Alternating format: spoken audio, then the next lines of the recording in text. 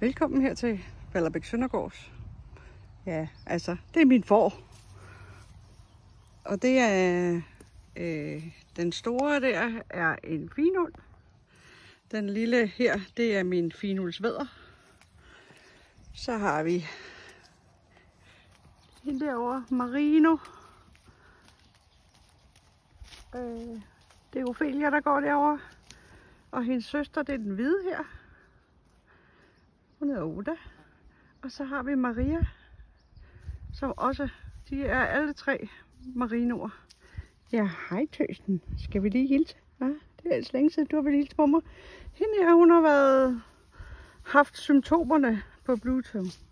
Men det viste sig jo så at være måske på grund af vaccinationen, som hun fik 2 dage før hun fik symptomerne. Der er ingen af de andre, der har vist symptomer. De bor altså her i en grænskov, lige her. Meget lidt skov, men der er mange træer, og så jeg er meget, meget glad for, at der ikke er sket noget. Men jeg håber på, at det selvfølgelig også er lidt, vaccinen, der har hjulpet. Den store finhus får derhenne, hun hedder Clara. Hende har jeg fået hjem ham her for en måneds tid siden. Og Clara er faktisk født her. Så blev hun solgt til Sjælland, da hun var helt lille, sammen med sin mor og en del andre får jeg solgt på det tidspunkt. Hun er 2 år i dag.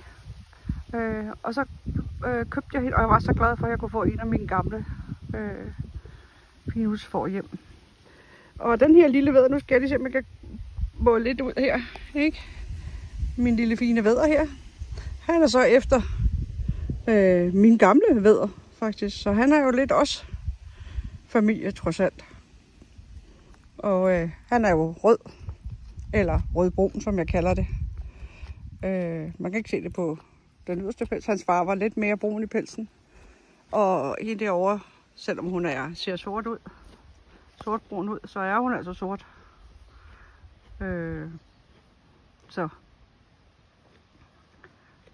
Så dem er jeg meget glad for. Jeg kunne godt have tænkt mig en brun finuldslam også, eller finuldsfor også. Men det kunne jeg ikke få i år. Det må se, om jeg kan få det næste år. Og den anden brun derovre, det er det, vi kalder Colored Merino i Danmark. Jeg er klar til det her endnu. Elbas.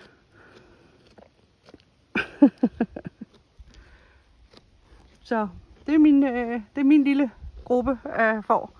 Og ja, vi bor jo så også i områder, hvor der er ulve i nærheden. Vi bor jo ikke så langt fra Ikast.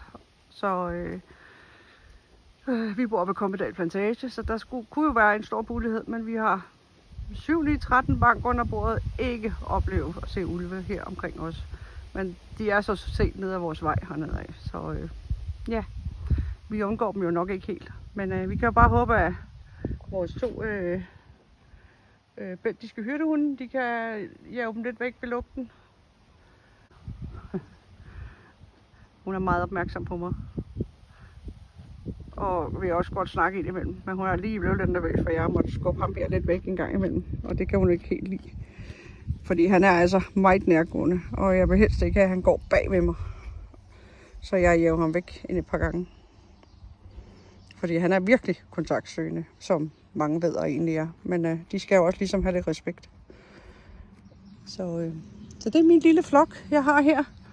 Jeg håber, at han kan nå at blive så interesseret i pigerne, at vi måske får et enkelt eller 2 lam i år. Ja, så bliver det en blanding Marino finuld med de derovre, men det bliver i hvert fald ikke i år, jeg får en finuldsvædder, eller en Marino-vædder. Men vi må se tiden an. Ikke? Og ham tykke hoved hernede. Der var lige et eller andet, der skræmte. Så kunne de godt lige komme hen til mig igen.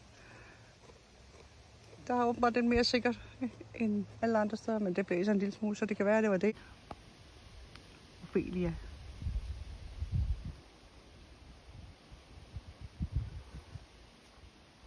Men jeg har dem mest for deres hunds skyld. Det er ikke for at avle fine racedyr.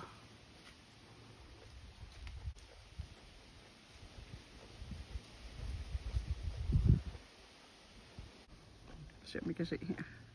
Se, meget fin ud. Ja.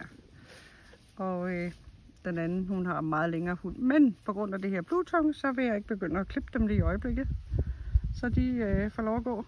Og så må de jo så blive klippet her i oktober, november, når nu det bliver koldere. Så må de så bare have et lille tæppe over sig. Eller en jakke, som man kalder det. Så de kan holde varmen lidt af det. Eller også så må de ind i stallen. Det har jeg ikke bestemt mig for endnu.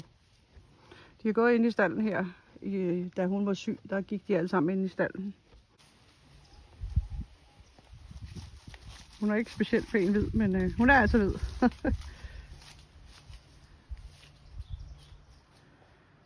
Og så hende der, hun står så fint. Hun er meget fin, synes jeg.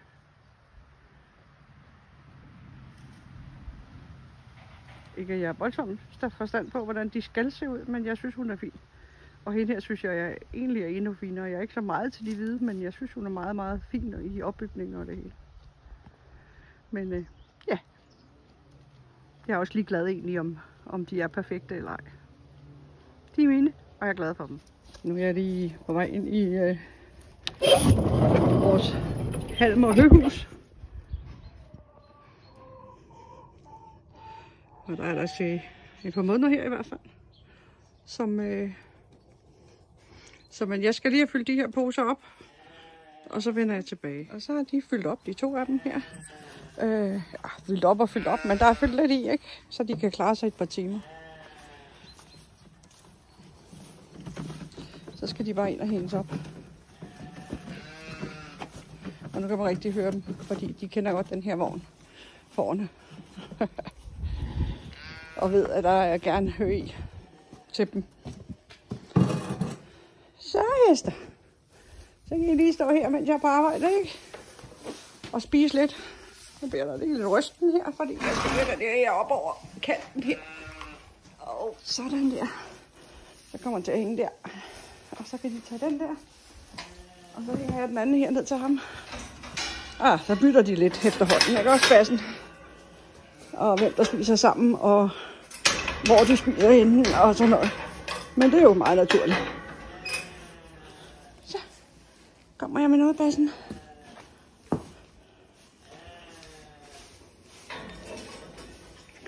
Må vi lige se dit øje, bassen, så vi kan vise det? Vi kan se det på al den her magen, ikke? Ja, må vi se det? Kan man se, det er helt blåt, hans øje. Det er der, han er blind. Det andet, det er fint nok, der er ikke noget. Ja, så længe der ikke er mere, så får du lov til at have det sådan der, ikke? Og tøserne er gået i gang. Det kræver lidt arbejde at få ud af de der, når jeg ikke finder mere i. Men det er også meningen. Ikke også, piger? Ja. Så går vi over med de her til fårene. De får 2 gange om dagen, fårene. Ligesom hestene også gør, altså. Så. Og de fortæller mig straks, at de gerne vil have det først, og ikke bagerst. Bagefter hedder det. Når I står og skæver, ja. Hvad er det for noget? I og drenge.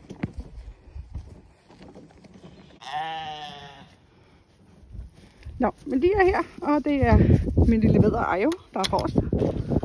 Ikke også? Ej, du skal ikke ind og have rigtig mad nu. Du skal kun have hø. Ikke også? Hej Ajo. Hej Ajo. Kan du lige flytte lidt? Tak.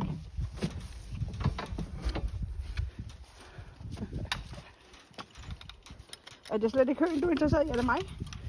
Ja. Men opmærksomhed, det har man, ikke også? Så går vi hen med den. Og jeg har den bag ved mig, fordi han har det altså ved at skal gå bag ved mig. Og det bryder mig ikke om, at han ved at gøre. Så selvom han ikke er gammel, og han sikkert ikke kan finde på noget lige nu, så lægger jeg gerne noget imellem os. Og så har vi en slåskamp, fordi han vil gerne ind og sidde derinde, og jeg vil ikke have det, når jeg fylder op. Jeg kan jo ikke rigtig komme til. Så de får lidt her. Så kan de i hvert fald også klare sig et par timer. Og så kan de jo ellers spise græs, fordi der er der græs her. Der er meget grønt. Ikke også, piger? Nå, men her på morgenstunden, der er det så hvad var det, jeg sagde? 6,9 tror jeg det var, da jeg gik ud her klokken 8. Så det er lidt køligere, men i går var vi helt nede på under 6 grader.